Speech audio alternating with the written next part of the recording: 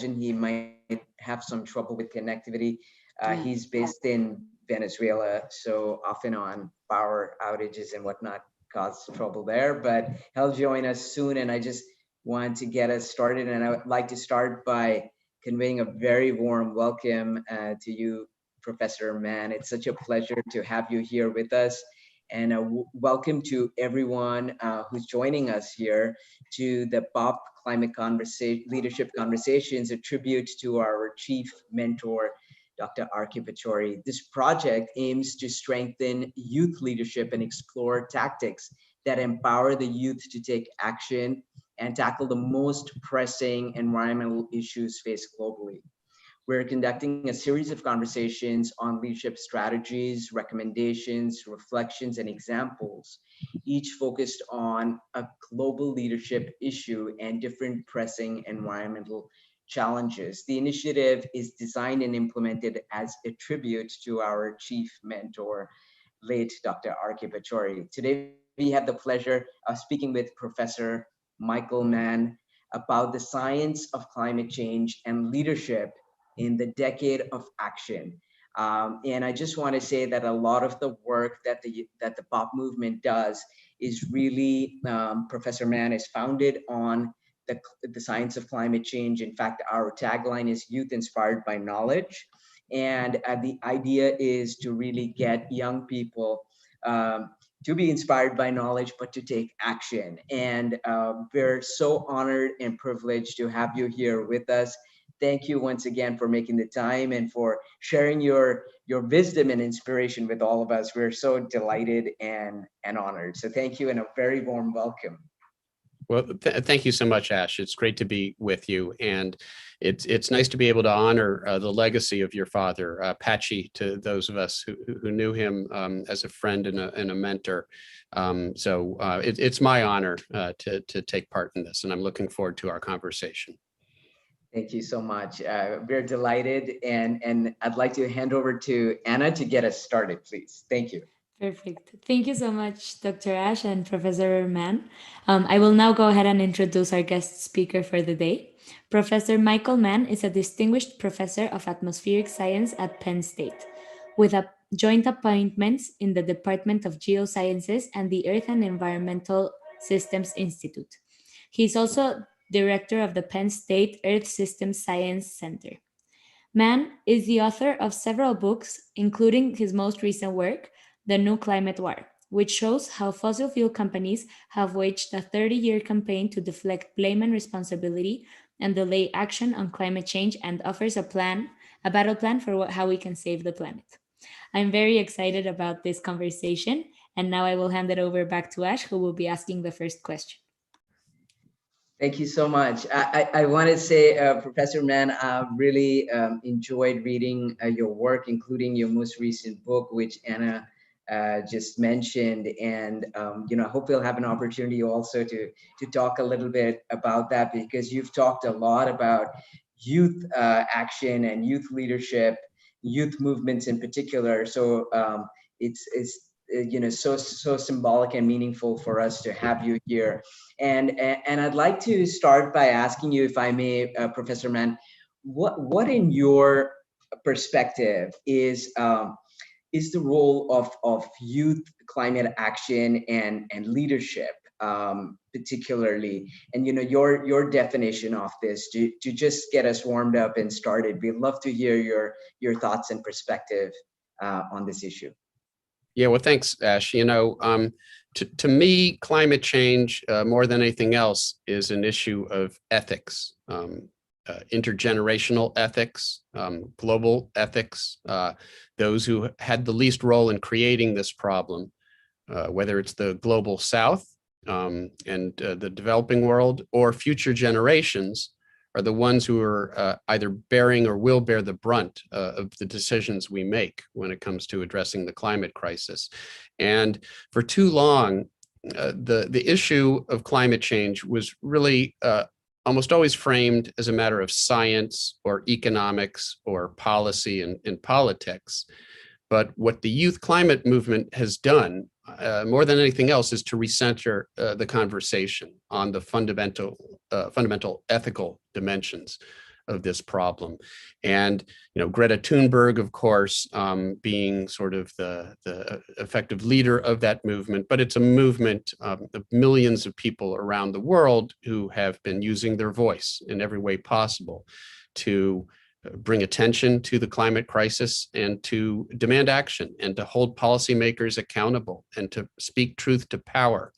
And so, and when we hear this message from our children, and I'm the father of a 15-year-old daughter, I care about the world that we leave behind for her and her prospective children and grandchildren. And when we hear the message from our own children, the demand that we act before it's too late to preserve a good future for them, they speak with such a moral clarity and authority that really all but the most jaded ears, or none but the most jaded ears can hear their call and their message. So I think it's been a real game changer. And in my book, I point specifically to the youth climate movement as one of a number of things that has come together now in a fortuitous way to place us in what I would argue is the best position that we've been in since several decades while I have been talking about the climate crisis, the best position that we've been in to really see meaningful action in the years ahead. So I'm cautiously optimistic, and part of why I am optimistic is really because of the youth climate movement and the moral clarity with which it speaks and the manner in which it's recentered this conversation where it always should have been. Thank you so much. That's such an important message, and I'm so honored and privileged to have your voice here, because with the kind of experience you bring, and of course it's founded on the foundation, built on the foundations of climate science. Having youth from different continents and countries and geographies even over here, and I know we'll have many more listening in. That is such an important message, and I just want to thank you very much, because you have been very clear in defining the difference and the importance of us steering very clearly and consciously away from the denialism, the doom sayers. And you've provided a very clear and yet objective path forward for all of us. And I just want to say, in this room right now, we have people who are advocates. Caroline is a person in point who's very keen on pushing the envelope as far as policy is concerned, amplifying her voice and mobilizing many students in schools, and she's been doing that, and we have others in the room who've been doing that too. So just want to say that it means a lot coming from you, and I want to thank you, because it is the voice of very credible voice that you bring, which helps also drive the youth movement. And I want to thank you for that.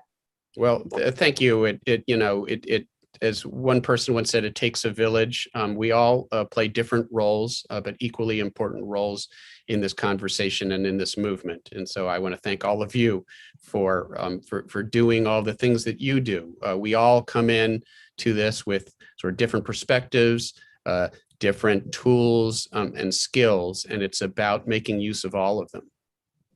Thank you. Thank you so much. Really appreciate it. Anna, over to you. Thank you. Thank you so much. That was such an inspiring answer. And now I would like to hand it over to Caroline, who will be asking the next question.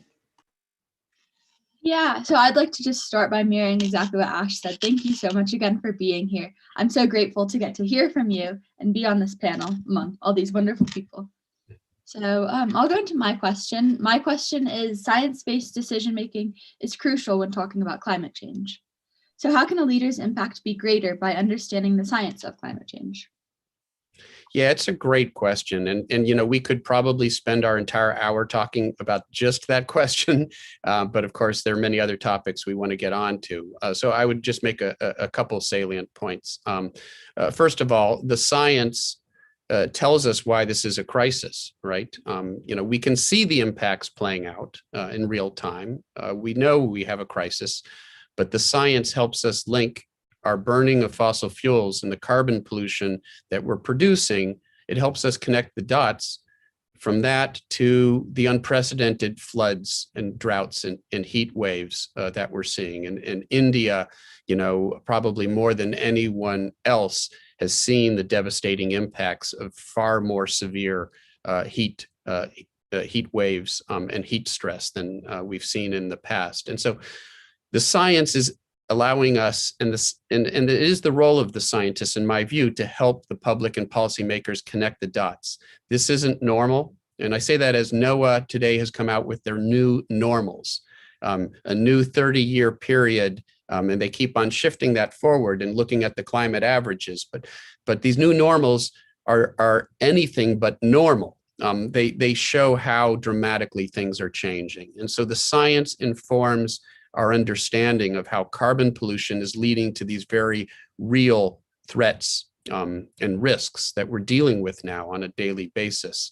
The science, though, also, and so it conveys urgency, right? The science conveys urgency, and that's an important part of my message, urgency. But the other part of my message is agency, the fact that it is still possible to prevent the worst impacts from happening, from playing out.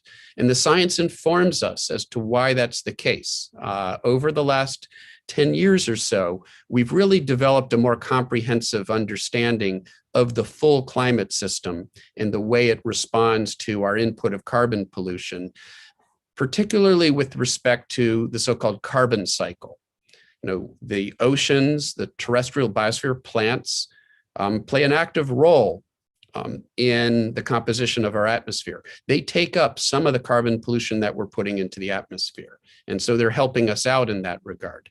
And it turns out that if we stop producing carbon pollution, then those natural sinks, we call them sinks because they pull carbon out of the atmosphere, they take up carbon from the atmosphere, they will continue to sequester some of that carbon.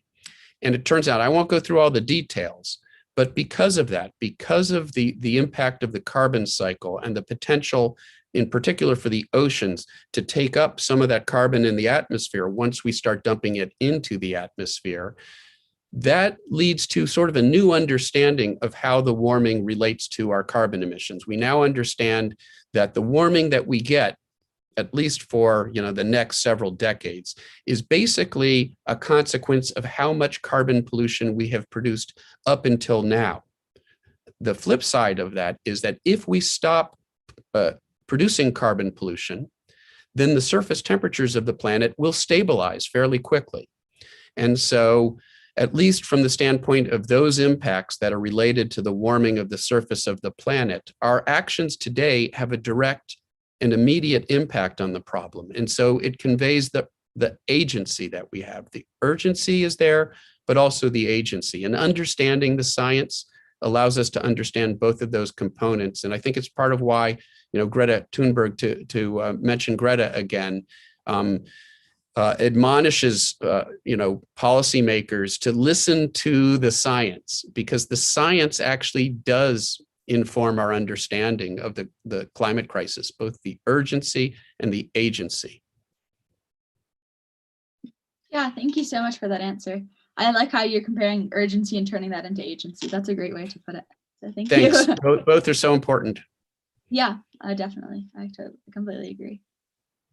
Yeah, I think that's so true, and I think it focuses on the window of opportunity and looking at science to guide us and inform us, and the fact that we can take action. And of course, time is of the essence, but the important thing is that there's that hope, and you've always been very clear and articulate about that. And I think that's where the youth need to be mobilized, like you always say, Professor Mann. And I think that's our area of hope for what we can do.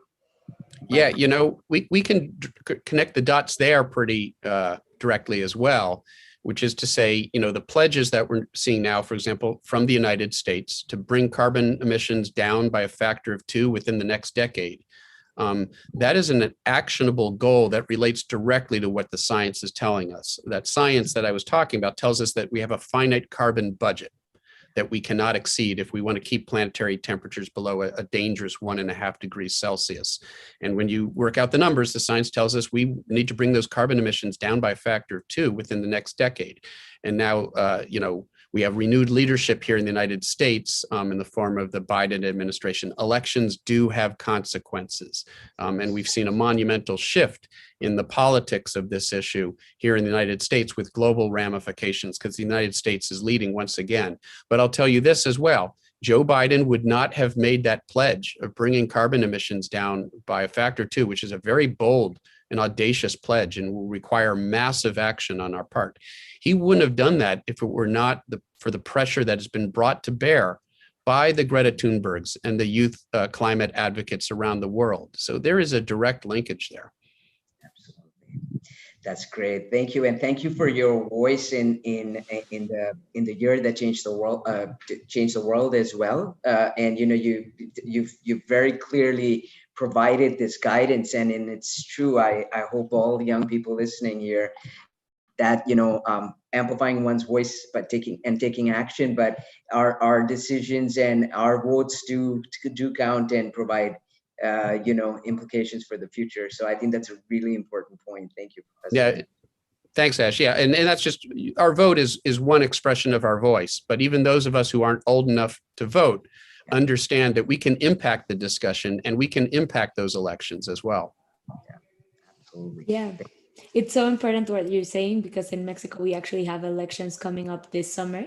So we're really trying to bring awareness on the importance of voting for those who will be creating the laws in such an important decade. Right? And Yeah, now I would great. like to hand it over to Ricardo, who's joining us from Venezuela, and he will be asking the next question. Hello. Well, first of all, it's a pleasure to be here. And second, I think everybody agrees this has been very rewarding answers. My question is, what is the decade of action and what kind of leadership do you think is needed to achieve it? From a local to a global level. Oh, sorry, can you repeat that last part? Sorry. From a local to a global level. Got it.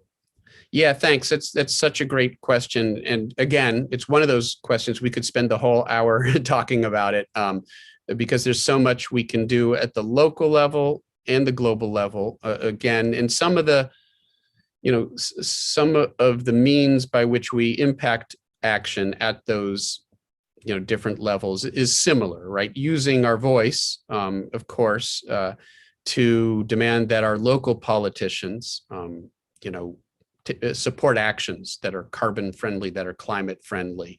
And that can be decisions about what sort of energy infrastructure we invest in, efforts to ensure resilience in our infrastructure. So there are all these things that we can do at the local level. Here at Penn State, for example, there's been a lot of pressure by both faculty and students for the university to become much more climate friendly in its practices. We used to have a coal-fired power plant that was right out the window from my office. I look out the window from my office, I would be looking at the smokestack of a coal-fired power plant. And that was sort of galling to see that. And now, because of demands from students and faculty alike, the university has moved away from coal. It's scaled up massively. It's renewable energy. We've built a huge solar array not far from the campus. And so we can affect change at the local scale by, again, holding decision makers accountable. And those can be local politicians. They can be university presidents and boards and trustees. And those same tools of democracy obviously operate at the larger scale, at the national scale, where we can vote in national elections. We saw the impact of a massive number of voters who came out and voted. Young voters voted in much larger numbers than recent elections here in the United States, and they voted on climate. Climate was named as the number 1 or number 2 issue among young voters in this election. And that made a difference. They came out and they voted for somebody who would reflect their concerns, their needs, our collective needs and concerns, rather than someone who would simply do the bidding of the fossil fuel interests who often contribute to the political campaigns. And so that's the national level. And then the international level. Well, we know how important negotiations and diplomacy are. And we're seeing that play out right now. Of course, Ash's father, Pachauri, played an extremely important role, was co-awarded the Nobel Peace Prize with the rest of, with Al Gore and the rest of the IPCC for his efforts to, and our collective efforts to inform the international conversation, because it's one thing for nations to act, but we need nations to band together, and we still have to put pressure on them to do that as well. We're seeing that right now in the lead up to the Glasgow conference later this year, where, again, renewed leadership in the United States has made a big difference because that's put pressure on some of the intransigent players. I like to point to Scott Morrison of Australia. Australia used to have a very bold climate agenda under the previous Prime Minister.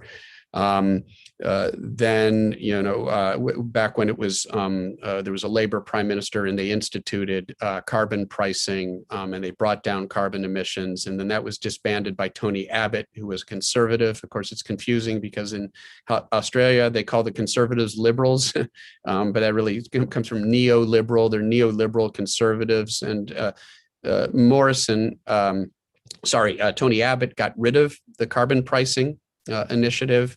And since then, under conservative rule, there's been relatively little action. But now that Joe Biden is back, the United States is back, China is back at the table. And that's why it was so important for the US to get back in the game, because that brings China to the table. And China is the largest emitter today. Of course, the United States is the largest cumulative emitter of carbon on the planet. And so to have both countries aligned, working together to try to provide leadership here is huge. And none of that would have happened without grassroots movements, the youth climate movement, efforts to hold policymakers accountable. And that's important at the local scale, it's important at the national scale, but it's important, again, when it comes to these global treaties and agreements, where we still have to leverage pressure on our politicians.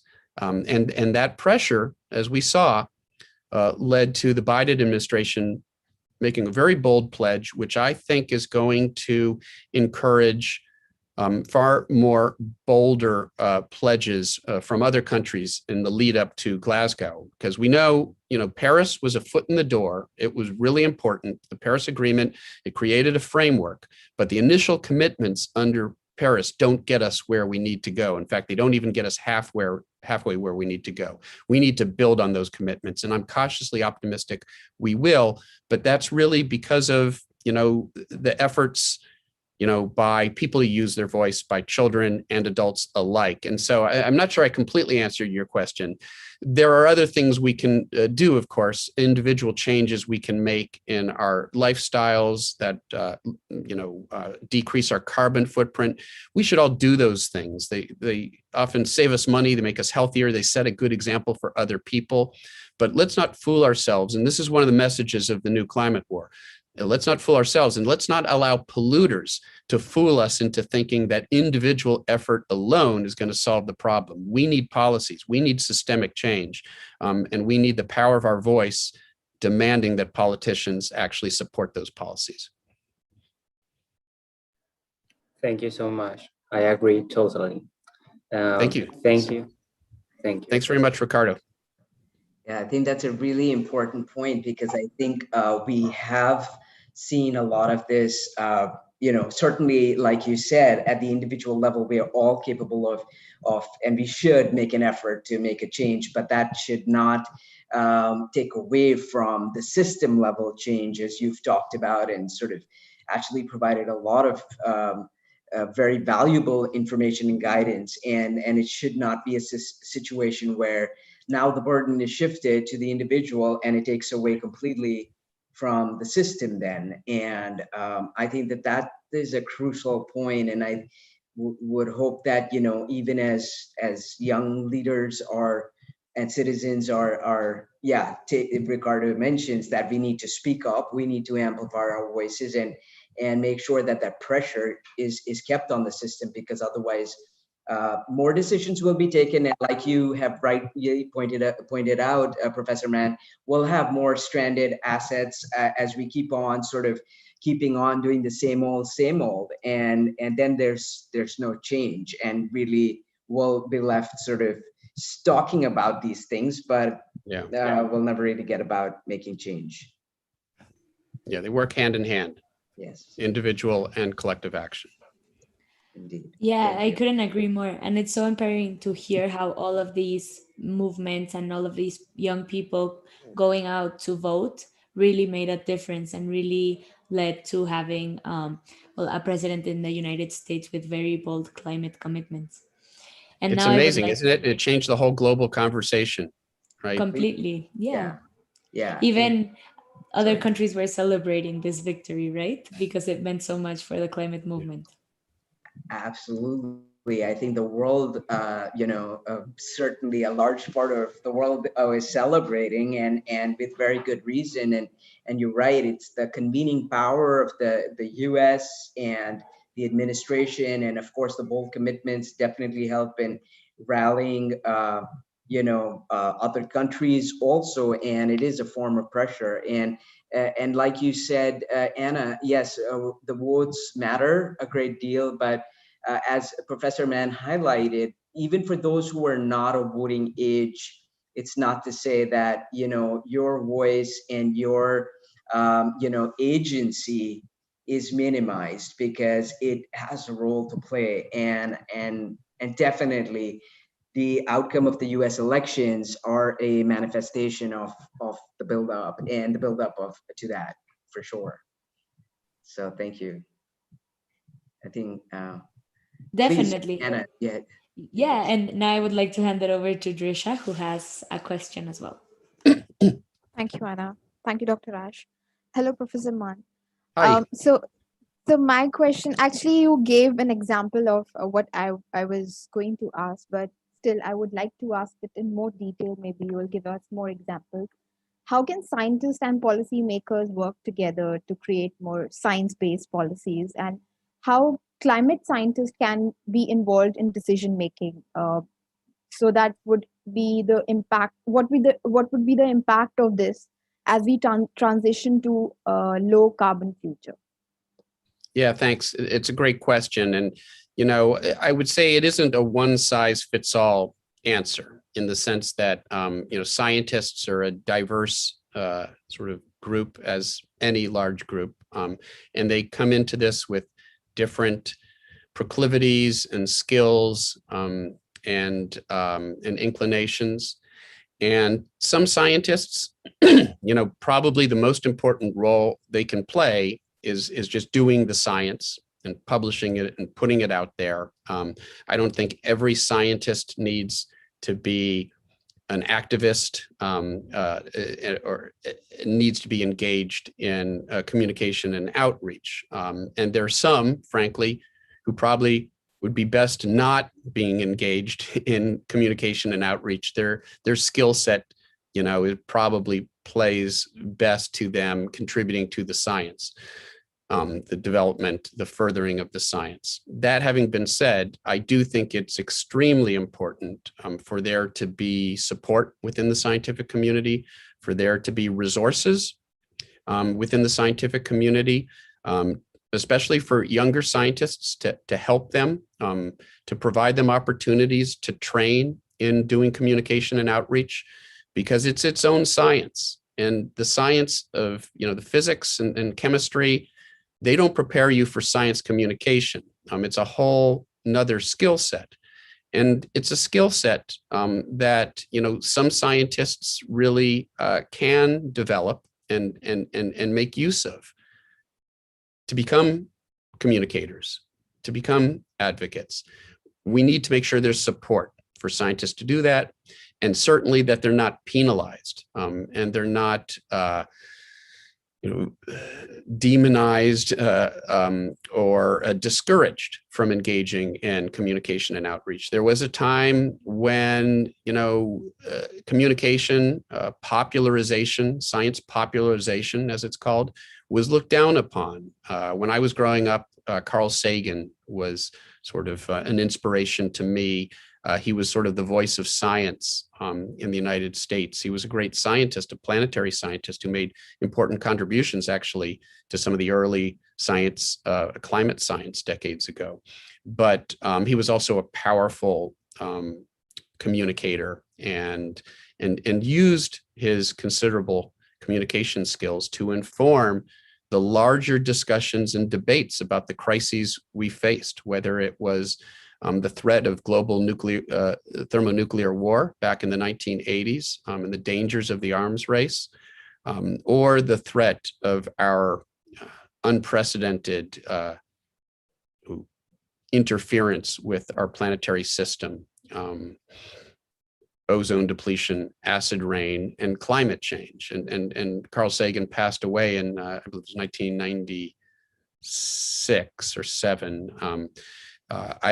Just when climate change was starting to really ramp up as a primary focus in discussions of science and policy and sustainability. So, the bottom line is there are lots of things that scientists can do, and contributing to the science, the basic physical science, the science of impacts, the science of mitigation, all of that is important. But we have to make sure there's support for and there's positive reinforcement for scientists who are willing to step outside of the laboratory. You don't leave, your citizenship behind when you step into the laboratory. Yes, you may be a scientist, but you're also a citizen with a voice, and it's appropriate for you to use that voice. It's incumbent upon you to do so responsibly, because to an extent you are sort of reflecting and representing the scientific community when you do speak, when you do participate in public outreach. So it's important to be responsible, but I think it's important for scientists to play that role. I myself don't see my role as prescribing policy solutions, basically dictating the form. A revenue neutral carbon tax, cap and trade, incentive, subsidies for certain types. These are all tools in the toolbox. And I don't see my role as being to prescribe which specific tools we should be talking about, but rather that we need to be having that conversation. We can't be pretending that climate change isn't real and that it's not a problem. We have to get past that fake political debate that we've had for many decades, thanks to a massive disinformation campaign we sort of alluded to earlier by fossil fuel interests and those promoting their agenda. We've got to get past that fake debate and onto the worthy debate about what we do, about what policies we put in place to address this. And I'm not going to weigh in with a precise prescription as to what I think we need to do. I don't see that as my role, but I do see my role as trying to ensure that that conversation, that political discourse is informed by an objective and rigorous and sober assessment of what the scientific evidence has to say when it comes to the risks, the existential threat that is posed by climate change. Thank you so much. I think, yes, you talked about a lot of things, and one of them was, of course, the skills that that are respective to a scientist or a person who is communicating it is required. But also you mentioned about the tools that are when you are planning for policies, what are the tools that are also required, and they somehow come from the research that is done. So thank you so much for the very important answer, because I think the young people who are part of the pop movement, they will try to pursue more and do more research work when they go out in the field.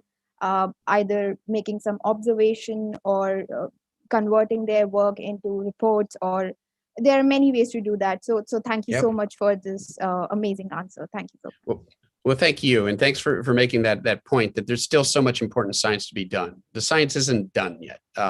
We know enough to know that we have a crisis on our hands and we need to act. The science is clear on that. But when it comes to assessing the precise impacts and informing the sort of adaptive measures that we're going to need to take to deal with those impacts that are now baked in, or solutions, what forms of choices there are, technologically speaking, when it comes to mitigation. All of these things continue to be informed by ongoing scientific inquiry. And so it is important for us to continue to do the science and to support the science.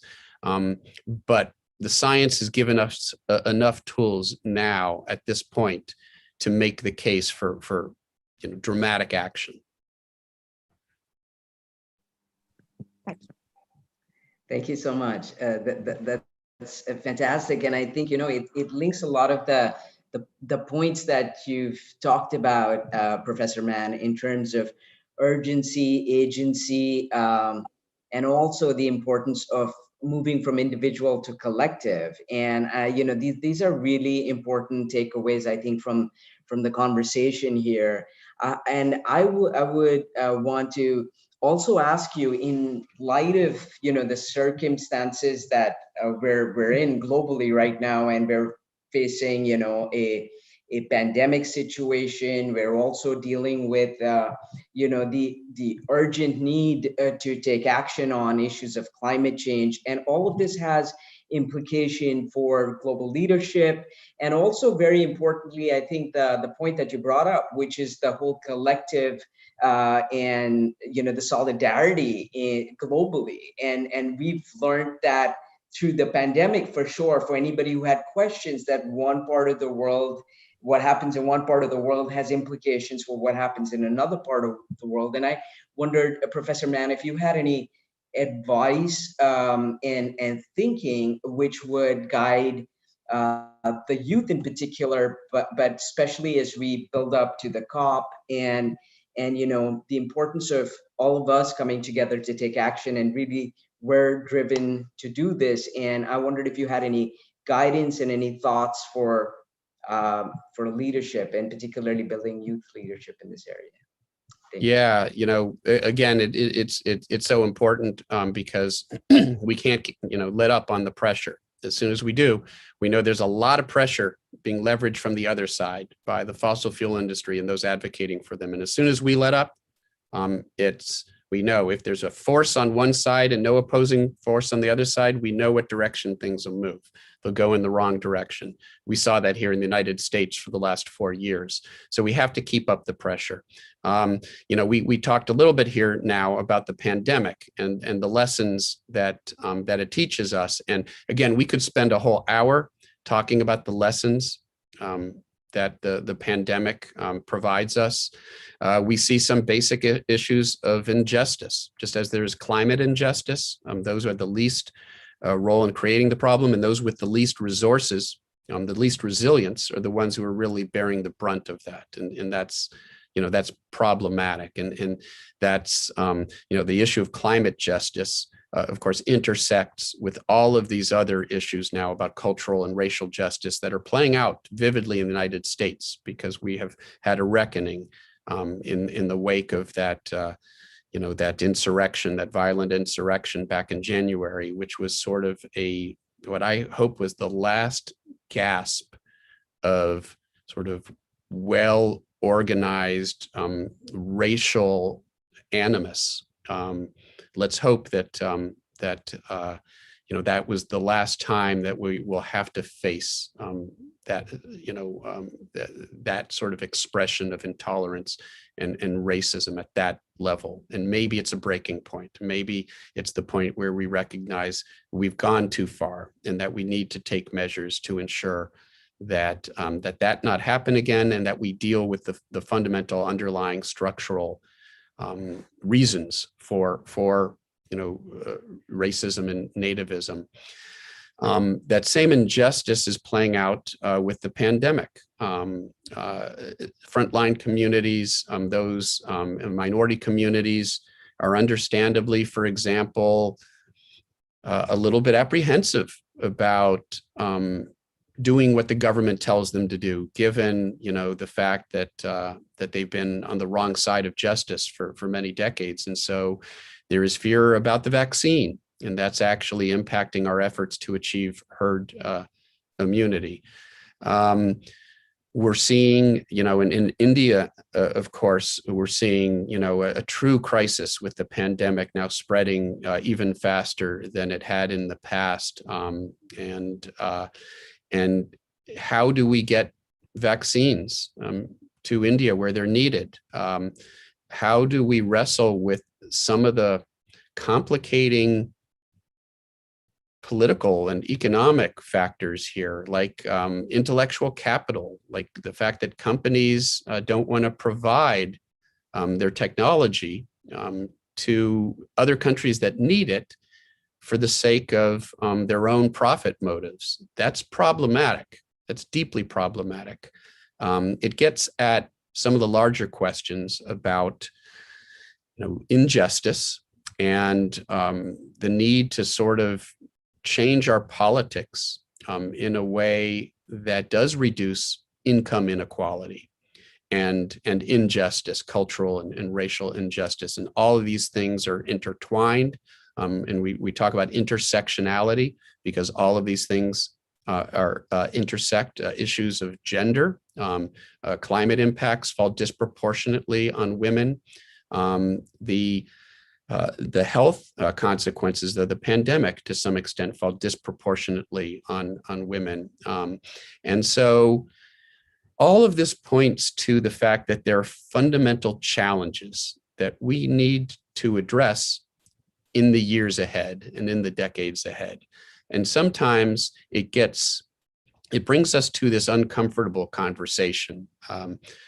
Do we, for example, we hear some who articulate the case that to address climate change, we need to basically get rid of the current system that has all these perverse incentives, market economics, neoliberal economics and politics that has gotten us into this mess. My own view is that we have to have a conversation about moving towards a more just global politics and getting away from an extractive and resource-driven global economy, because fundamentally, in the end, that cannot be compatible with a sustainable existence on this planet. That is all true. We have to have those conversations, but we have to address the climate crisis now. And because of that, I argue in the book and elsewhere, we need to work within the system that exists and use the lever arms within that system to affect change now, understanding that down the road, we may very well want to change the system. But the time frame of the climate crisis is such that we're not going to solve all of the injustices in the world in the time frame necessary to deal with the climate crisis. So let's use the tools that are available to us now, including tools of market economics, while recognizing that there's a larger conversation we have to have. And the pandemic has, in my mind, really opened up an opportunity to have that larger conversation, because it's allowed us to recognize the fragility of our existence on this planet. Absolutely. And, you've always sort of indicated that seeking out the opportunity is really important. And the fact of the matter is we do have an opportunity ahead of us. And I think that this is probably one of the biggest messages that you've, shared with us here, you've shared in your book, and your voice has always been an important voice in indicating and providing all of us with this kind of guidance and direction. And I'm going to say that, we've taken away the fact that there is hope, the fact that we can make this happen, the fact that youth voices are important, our action is important, but at the same time, very importantly, there is an urgency and an agency, and it's very important that we understand that there is a responsibility at systemic level, and therefore, we need to play our part also in mobilizing the youth of the world to move in that direction. And we need to do it now. And so time is definitely critical for us in order to be able to really make the difference that we do have a chance to make at this point. And I want to thank you, because that's a message of hope. And I hope that is something that all of us can take away and understand that collectively, I think we can make a difference. And yes, the pandemic with all its challenges also has flagged this really important opportunity. And the time for us to do this is now. And I just want to thank you, Professor Mann, for sharing so many important things. I know that you said on multiple occasions we could have spent an hour talking about each of these issues, but yet in a few minutes, in a nutshell, you shared so much with us to allow us to walk away rich, enlightened, and inspired. So I just want to say my very big thank you. And I'd love to hear, Professor Mann, if there was anything that you wanted to share with us as we sort of wind down this conversation, but also wrap up our effort. So I'm excited to hear from you. Thank you. Well, thanks so much, Ash. It's very kind of you, and thanks to all of you for the work that you're doing, which is so important. It's the inspiration that I draw upon in my own efforts. If I felt that it was too late to do anything, I wouldn't have the emotional energy to continue day after day being out there and pushing for action. But I draw upon the inspiration from the youth of the world who have really, again, recentered the conversation where it needs to be. So I am inspired by these conversations. I'm inspired to see what young folks are doing to change the world for the better. And that is true across the board. It's true clearly with the climate crisis. It's true with issues of social and cultural injustice. And it's true with all of the crises that we face because, again, of that intersectionality, whether it's the coronavirus, whether it's the climate crisis, there are fundamental issues of equity and justice and fairness that come with all of this. So I would sort of repeat something that Ash said here. This is our time. This is our moment. If it's going to happen, it's going to happen now, because all of these factors have come together. A youth climate movement that has recentered the conversation where it needed to be. Unfortunately, dramatic climate-wrought disasters, devastating extreme weather events, which have laid bare the reality of the climate crisis, so that the forces of inaction can no longer deny that we have a problem. But they are, my book is about the tactics that they're still using to try to prevent us from moving on. They want to keep us addicted to fossil fuels.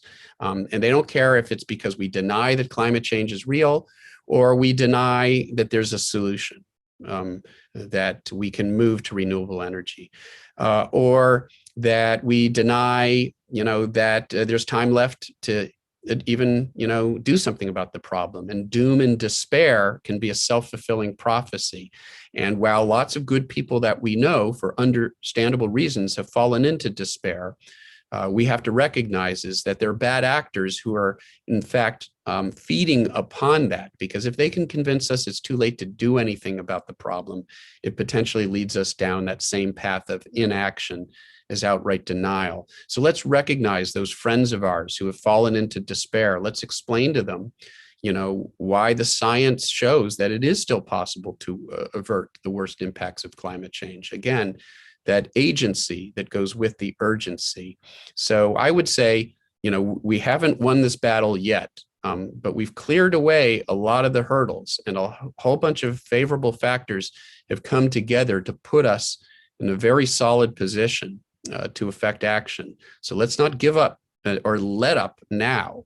Now is the time to really accelerate those efforts, because we are so close that we can now taste it, we can smell it, we can feel it, but we're not yet over the finish line. So let's get over the finish line. We've got a lot of work left to do. That is so inspirational. Just want to say that leaves us, even more fired up and motivated to do what we're doing. And I just want to say that, having your love and light in this process is so important to us. And I just want to thank you so much, Professor Mann. I want to say that, we're so honored to have had you here with us today, to have had this very important climate leadership conversation, and to have had your voice to guide us through this. And thank you so much for your time, and thank you for being a precious part of the POP family. We're truly blessed and honored. I'd like to also share with you, and I'll email you this, but we have an annual event which is called the POP Festival, and we call it a festival because we want to embrace the spirit that you just described and asked us to keep close to our hearts. And the idea is to be able to celebrate that hope, to celebrate the coming together, to celebrate being a global family, to celebrate being able to embrace the many different communities who oftentimes, like you said, remain either on the fringes, don't have the agency, which is so essential for us to have. And also, very importantly, to understand that coming together brings with it a hope and a force that is hard for anybody to then overcome and deny. We last year had we had a reach of about 1 million young people from about 75 countries and over 60 partners. We do keep it cross-generational. We have indigenous communities, we have professors, scientists, business leaders, heads of states and governments, and youth from literally every space and place. We would be absolutely, deeply, profoundly honored to have your presence at the festival. I'd be very happy to share some details with you, but it would be our great pleasure and honor. And I just want to thank you very much once again for today, and also to share that this festival is about 5 weeks, 5.5 weeks away. It'll happen between the 5th and the 10th of June. And again, it's one moment in time, which is part of a larger process, but it's, like you said, here and now. So we don't want to lose any time. And I just want to say thank you so much on behalf of the entire POP family. Well, thank you, Ash, and thanks to all of you. It was an honor and a pleasure to have this conversation, and I do hope it's the beginning of an ongoing conversation. So I'd be happy to take part in future events here. And as I said, we've still got a lot of work left to do. So let's do it, and we'll talk again. Thanks so much, everyone. Thank you, so Professor much. Mann. Could you get a picture that. before we all leave? If that works for you, please just to get a Absolutely. screen cap. Thank you. Vishnu, do you want to get? Yeah. Okay. Cool. So. All right, everyone. Okay. Thank you so much, Professor Mann. Thank you so much. Thank See you. you It was soon. so inspiring. Thank See you soon. Thank you so much. It's so Bye-bye. amazing. Thank you very much again. Bye-bye.